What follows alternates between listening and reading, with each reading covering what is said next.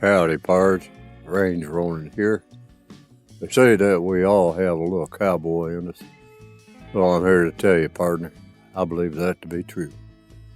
Today, I rustle up a bit of history, as this year marks the 150th anniversary of the gun that won the West, the Colt Single-Action Army revolver, of which I have this here reproduction to show. So, let me get in the saddle and get this herd of information out to you. And I need to get to it before that posse catches up. 'Cause you see, rustling will get you hung around here.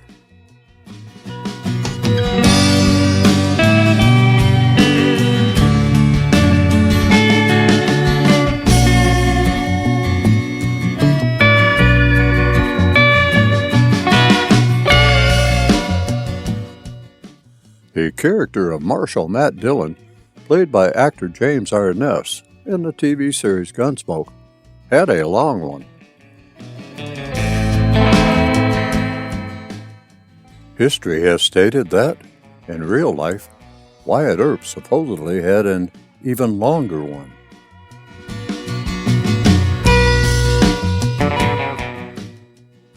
Wild Bill Hickok?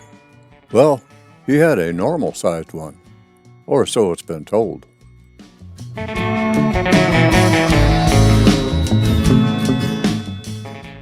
Pat Masterson and Doc Holliday, according to first-hand accounts, had ones that were short. I don't know what you are thinking, but I was referring to the 1873 Colt Single-Action revolvers these gentlemen had and or carried.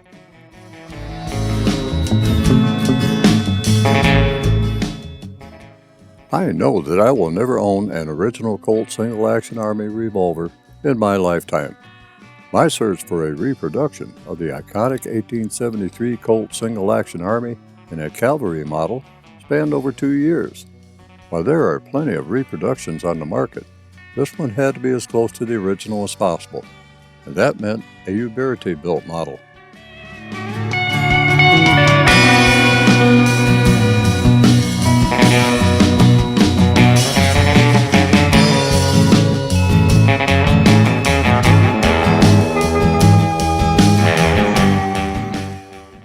I almost had one in my hands. I had placed an order through a local gun store that was a dealer of Uberti firearms. Unfortunately, a cargo ship carrying the revolver and a whole lot more stuff sank on its way to the U.S. during a storm. Davy Jones is now shooting that particular revolver.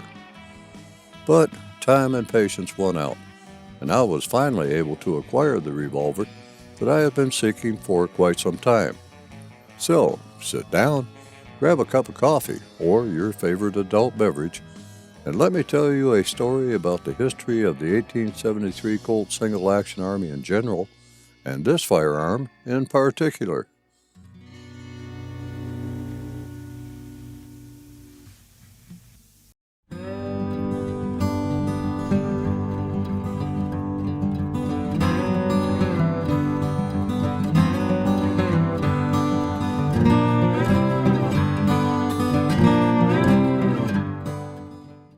After learning that my Cavalry model that was ordered went down with the ship, I purchased a version of the 1873 Colt SAA that was called the Old West model, a model that looks like it has seen better days, but actually was manufactured to look like a well-worn, well-used firearm.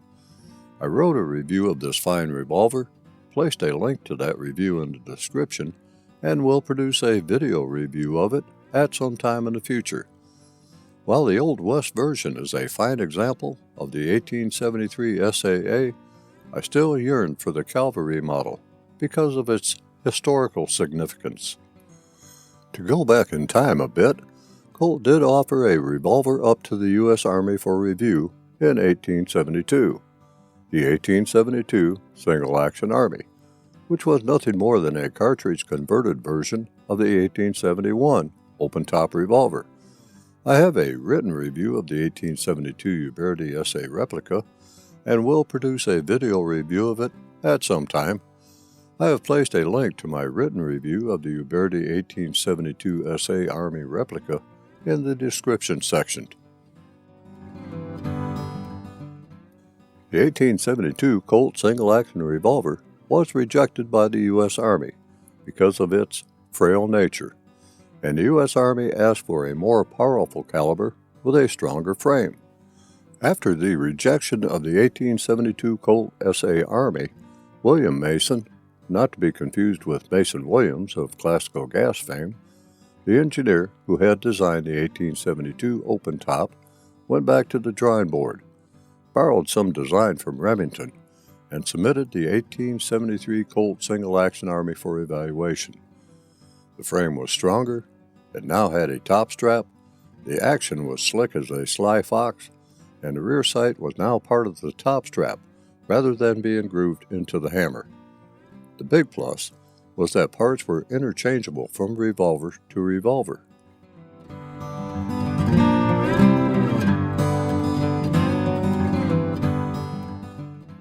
The Remington, which I have always thought to be a superior revolver, was expensive to build in comparison to the Colt Single-Action Army.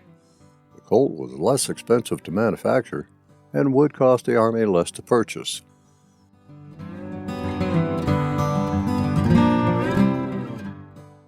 The Colt Single-Action Army was accepted and was later dubbed the Peacemaker revolver, and is known as the gun that won the West.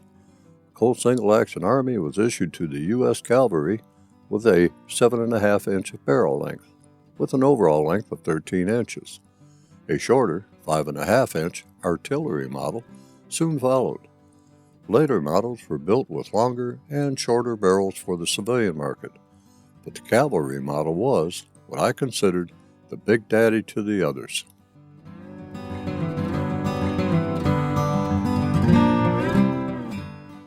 Getting back to the present, after an exhausting search, I was able to locate a Uberti Cavalry Model 1873 Single-Action Army at Cimarron Firearms out of Fredericksburg, Texas. Cimarron Firearms is a major importer of reproduction firearms from the American Civil War to the end of the Old West period. I placed an order, but really did not know what I was buying, aside from the fact that it was a 7.5-inch barreled Uberti 1873 Colt Single-Action Cavalry model in .45 Colt. You see, Uberti now offers many versions of the Colt 1873 Single-Action Army that include the Cattleman, Bisley, Bird's Head, and for the competition shooter, the El Patron series. Unless you have one in your hand at the time of purchase, knowing what you are buying may be iffy. Each model of the 1873 has something different to offer the prospective buyer. This Uberti 1873 Colt Single-Action Cavalry model keeps to the first generation of the Colt design, and therefore bears the old model designation. Up until 1896, a screw, the base pin screw, was used to secure the base pin, the cylinder rod, which was then replaced by a spring-loaded base pin screw. The first generation of Colt single-action revolvers were manufactured until 1941, when the manufacturing ceased to support the war effort. The second generation of Colt single-action revolvers did not pick up until 1956, and we are now in the third generation, which began in 1976.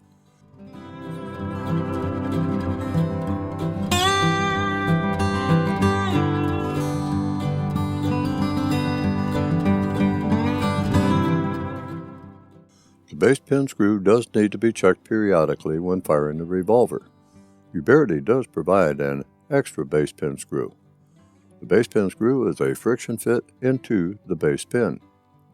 Finger tight is enough to secure it for short sessions. If over-tightened, a gunsmith might be needed to fix things when the screw snaps in half. As far as chambering, the 1873 Colt Single-Action Army was not originally chambered for the .45 Colt cartridge. In fact, serial number 1 was chambered in .44 Smith & Wesson. Other calibers became available, but .45 Colt became the king for this revolver. The model that I now have is in .45 Colt chambering. In my humble opinion, any Colt 1873 single-action revolver should be chambered in .45 Colt, original or reproduction. Okay, I will give the .22 caliber reproductions a pass. Let's get in for a little closer look at the Uberti 1873 Colt Single-Action Army Cavalry Replica.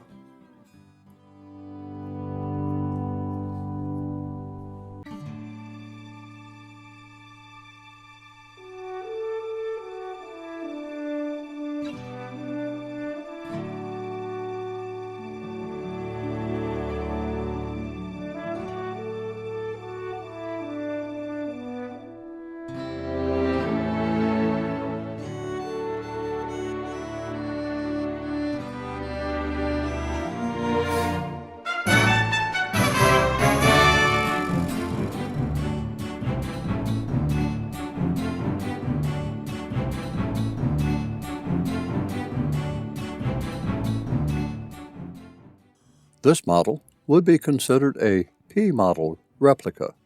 P-models, or pre-war models, were manufactured from 1873 to 1941.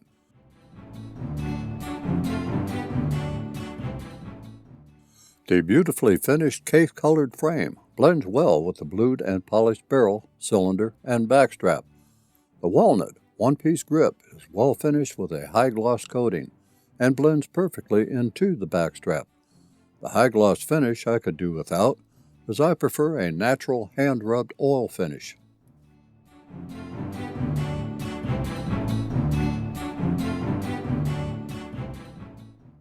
One of the reasons that I wanted the Uberti version of this revolver is because Uberti kept the Colt click.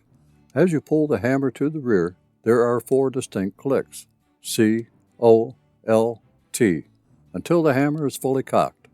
This is a feature not found on most replica 1873 Colt single-action revolvers by other manufacturers.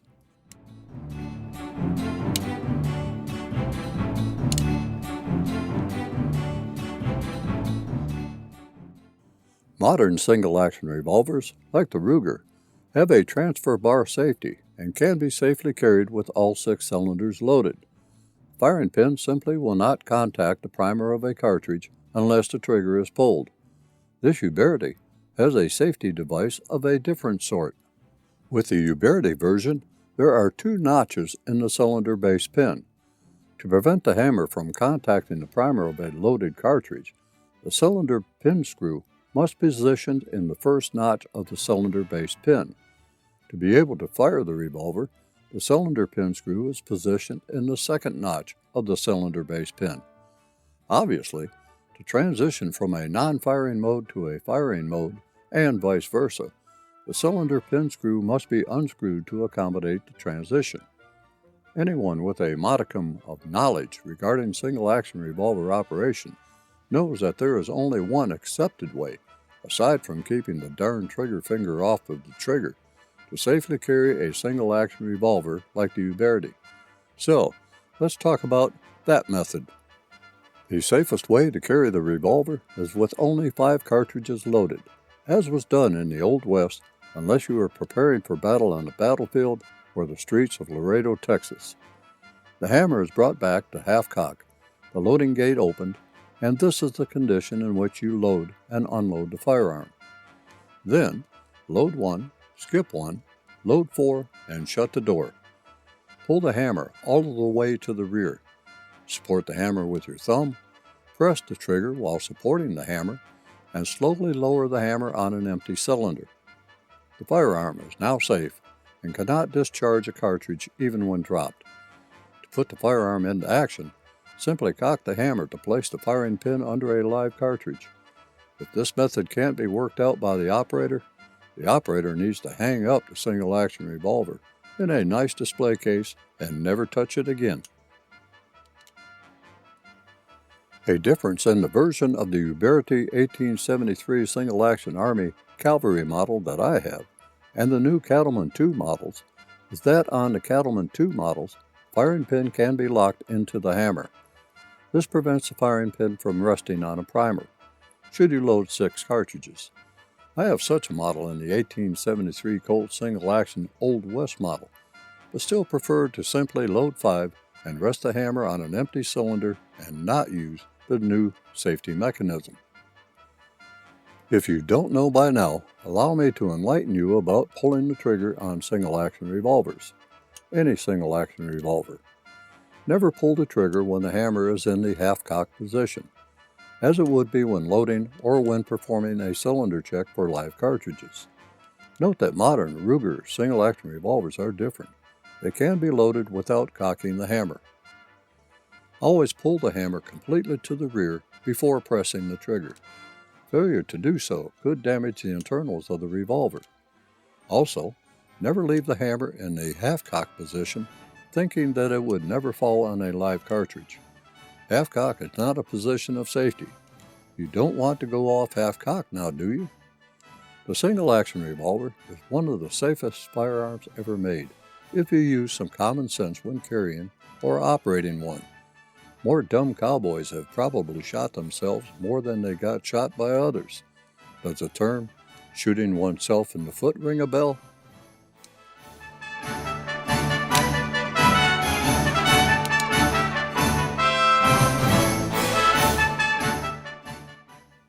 Now, let's move on to other things.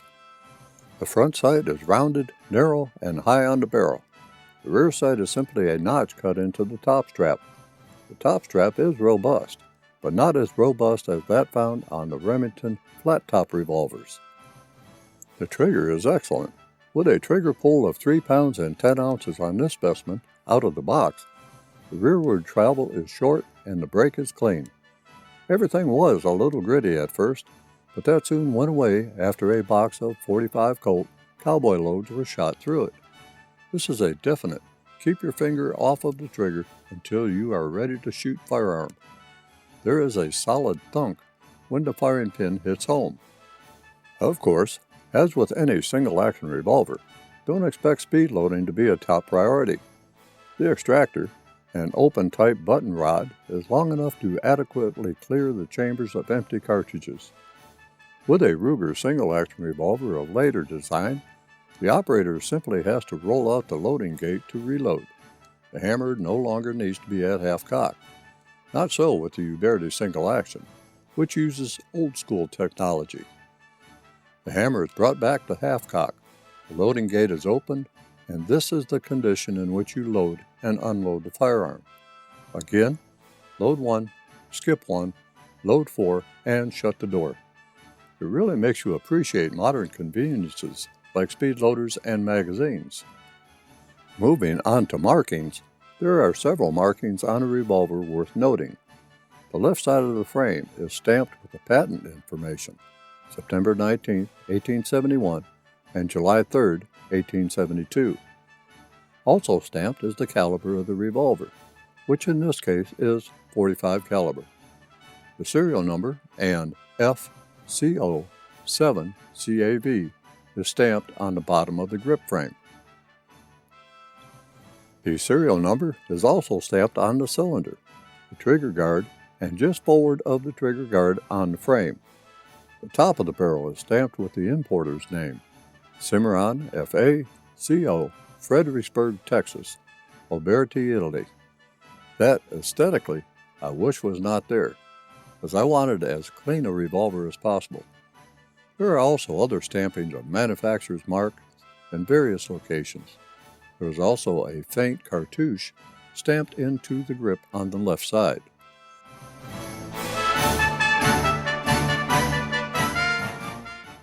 The 7.5-inch barrel not only adds some velocity, but also adds weight to the front of the revolver and improves accuracy. The sight radius is obviously longer. The revolver, however, is well balanced in the hand. These revolvers were intended for cavalry units, which meant that troops were mounted on horseback during that period of time. These revolvers were a bit slower to draw from the holster, but draw speed was not the first concern of the mounted soldier.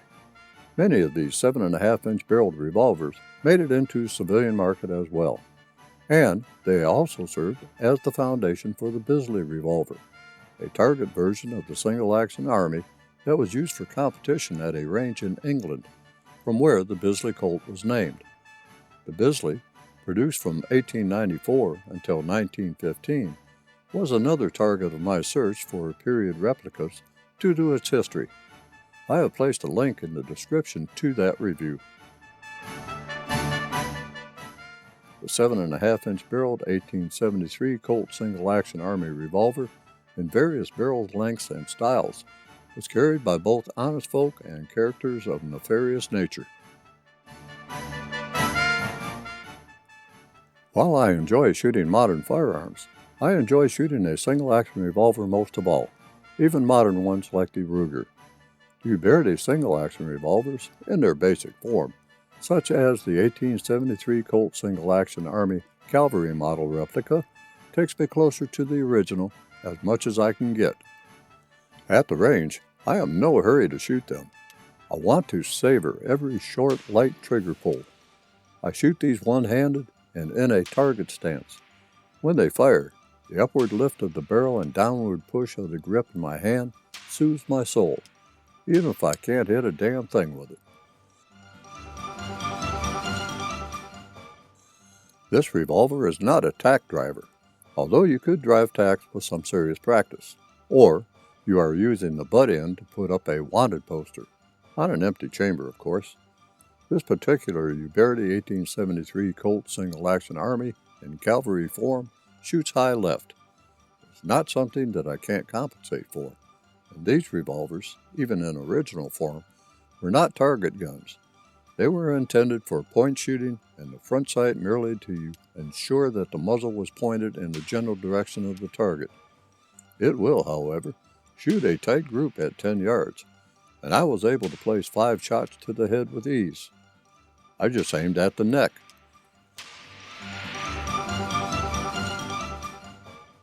These replica revolvers are not intended for shooting full power loads, although you can.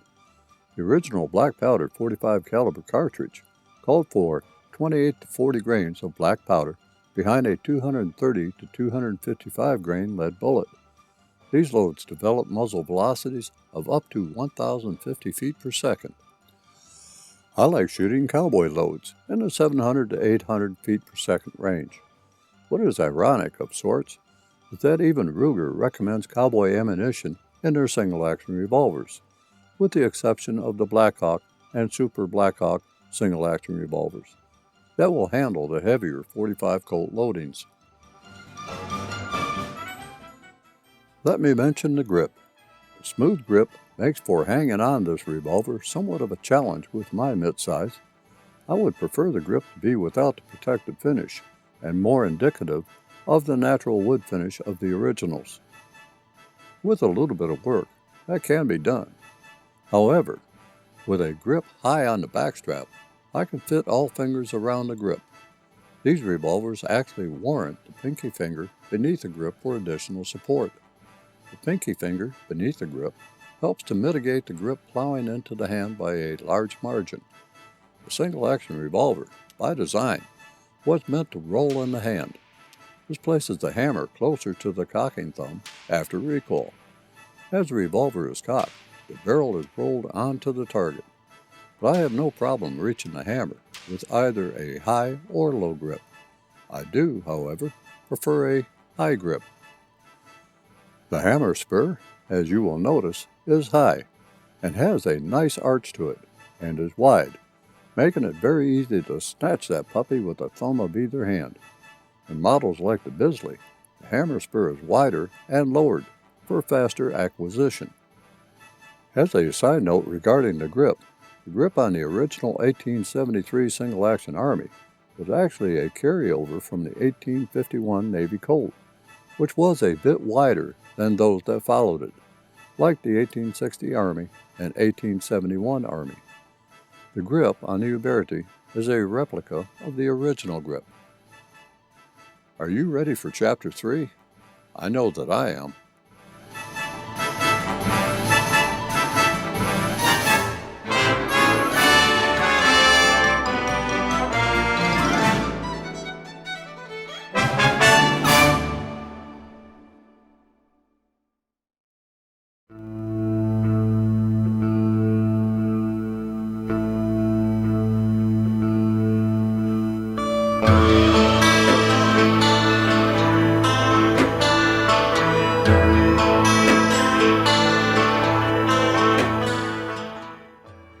I would love to say that the Uberti 1873 Colt Single-Action Army Cavalry model is perfect.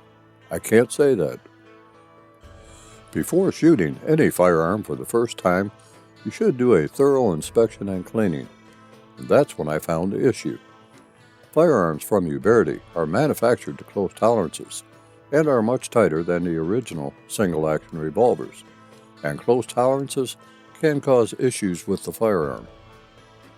This issue was installing the cylinder after it had been removed. I noticed that it was not as easy to install as other Uberti single-action revolvers that I have. Usually, the cylinder just rolls into place and only takes minor movements to align with the base pin. That wasn't the case with this revolver. Once I did get everything into place, I rotated the cylinder and noticed it binding quite heavily at one spot in the rotation. To illustrate the tight tolerances of this revolver, the flash gap, the gap between the forcing cone and the face of the cylinder, is less than 1.5 thousandths of an inch, which is the thinnest feeler gauge that I have. On average, the flash gap is around 2 to 4 thousandths of an inch in most modern revolvers. Where was the binding occurring?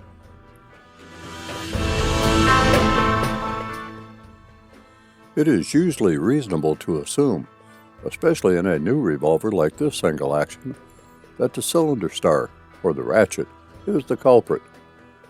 The cylinder star is what rides against the frame at the rear. The hand is what engages the cylinder star to rotate the cylinder when the hammer is pulled to the rear. Any binding places excessive strain on the hand when traveling upward to turn the cylinder.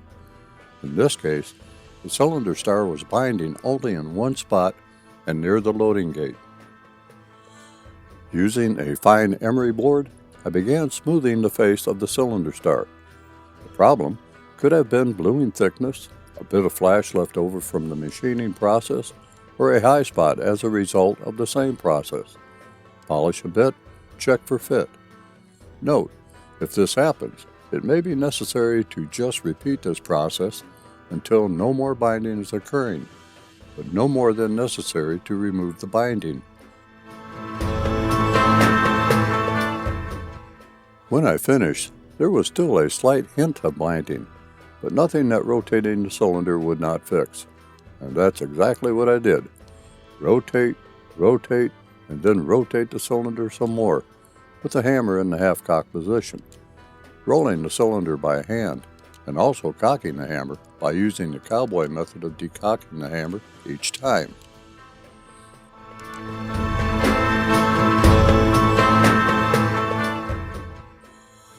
I must admit that there is some kind of perverse satisfaction listening to the locking lugs of the cylinder roll across the cylinder hand during free rotation. But don't quickly roll the cylinder down the sleeve of your shirt in the half-cock position, or spin the cylinder quickly with your hand. That's hard on the hand. Not yours, the revolver's. All in all, I probably rotated the cylinder enough times to have shot close to 1,000 cartridges.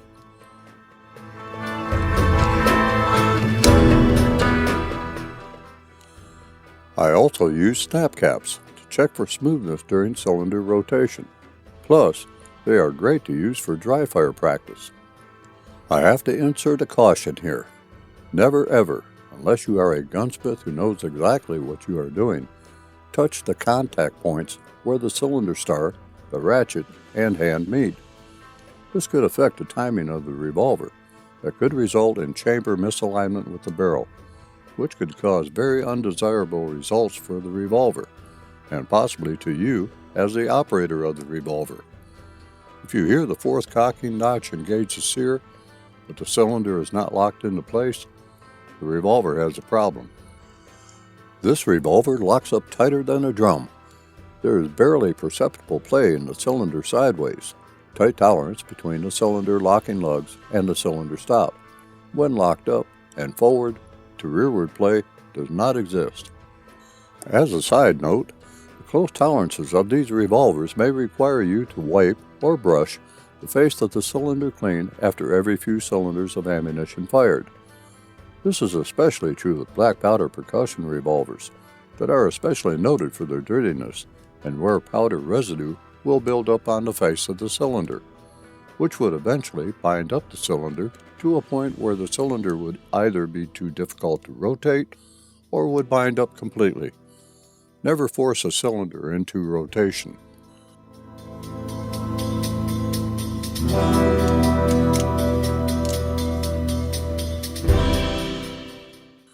Well, I have taken up a lot of your time talking about the Uberti 1873 Colt Single-Action Army 7.5-inch barreled 45 Colt powered production. Don't you think that it's time I take you to the range with me and shoot the darn thing? I thought that you might, so let's get to that.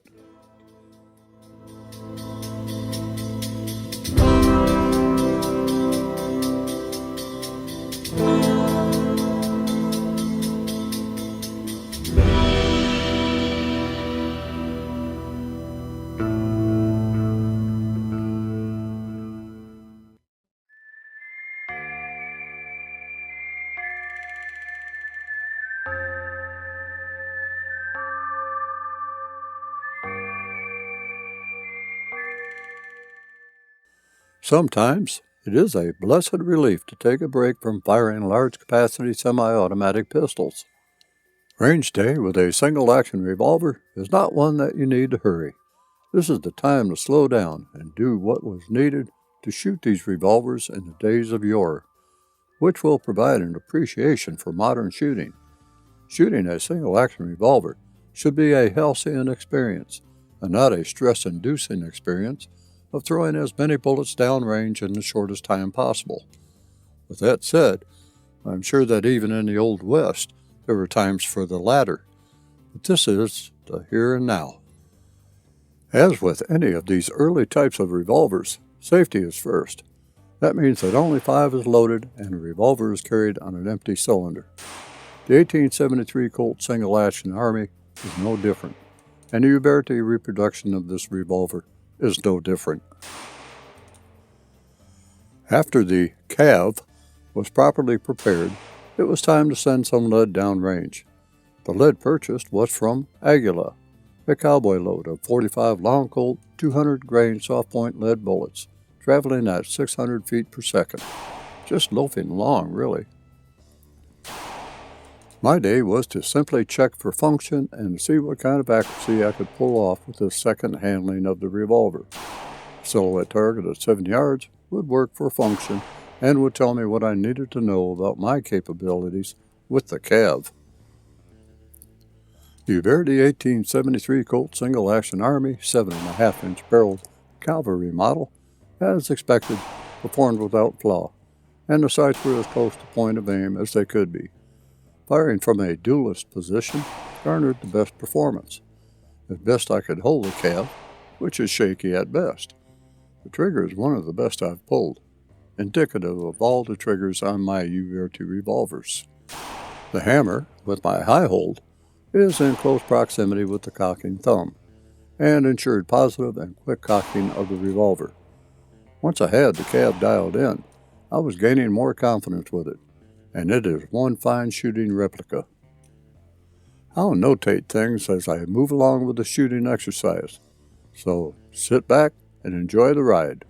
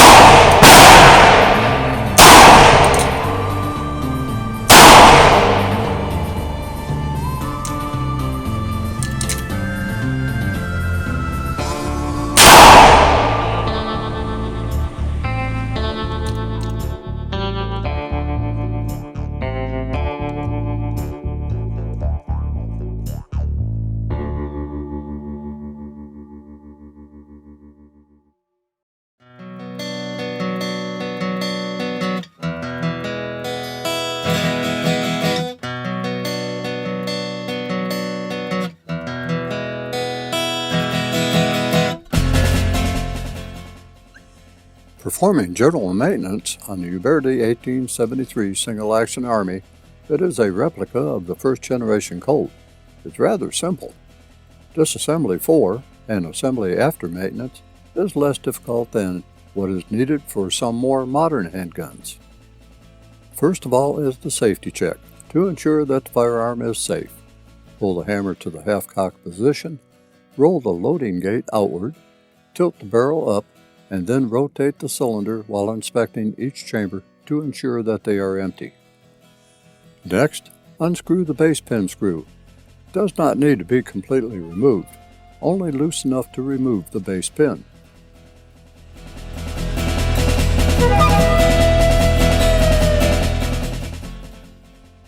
Slide the base pin out from the cylinder and remove it from the firearm.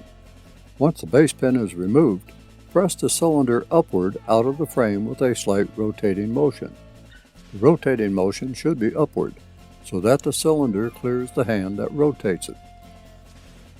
There you have it, the three major components that need to be separated for maintenance. As far as cleaning and lubrication, I have just presented what is in the instruction manual that came with the firearm, which is not much. I leave it up to you to decide what cleaner and lubricant to use. I have my favorites, and you have yours. To assemble the revolver, insert the cylinder into the revolver from the right side. Use a slight rotating motion toward the revolver when inserting the cylinder to help mate the cylinder to the hand. It might take a bit of wiggling to get things initially lined up. Insert the base pin into the revolver. Again, it might take a bit of wiggling the cylinder so that the base pin can be inserted through the cylinder. Push the base pin in until it bottoms out against the frame. Pull the base pin out just a little bit, then begin tightening the base pin screw until the base pin just drags against the base pin screw.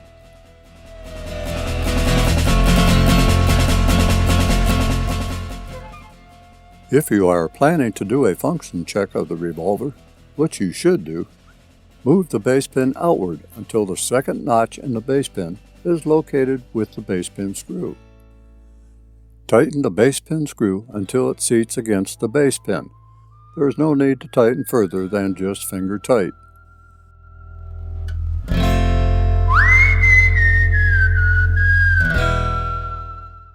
Check that the cylinder turns freely when the hammer is in the half-cock position.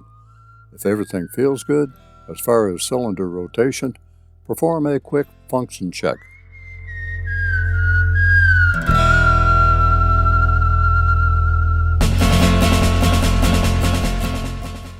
Insert a snap cap into each of the chambers, then close the loading gate.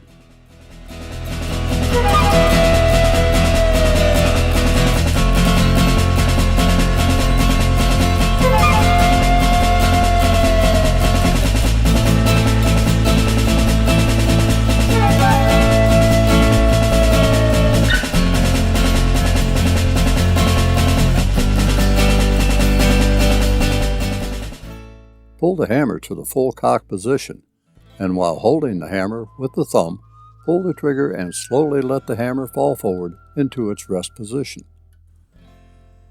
Pull the hammer back slowly. You will hear each click as the hammer passes the sear and bolt spring. Note that while the first and second click will prevent the hammer from falling, the third click does not. If the hammer is released just after the third click, the hammer will fall forward to the half-cock position. Pull the hammer completely to the rear and the fourth click will be heard and felt. The hammer is now in the full cock position. Since there is a snap cap loaded in each chamber, you can pull the trigger without worrying about firing pin damage. Cycle the hammer and pull the trigger for each chamber. There should be no binding of the cylinder during the entire 360-degree rotation of the cylinder. The cylinder should lock up completely when the hammer is in the full cock position. If everything feels and looks good, then everything is good. Unload the snap caps, pull the trigger while holding the hammer, and slowly allow the hammer to move forward to the rest position. The revolver is now ready for storage or for shooting. and I am about ready to move on to the final chapter in this review.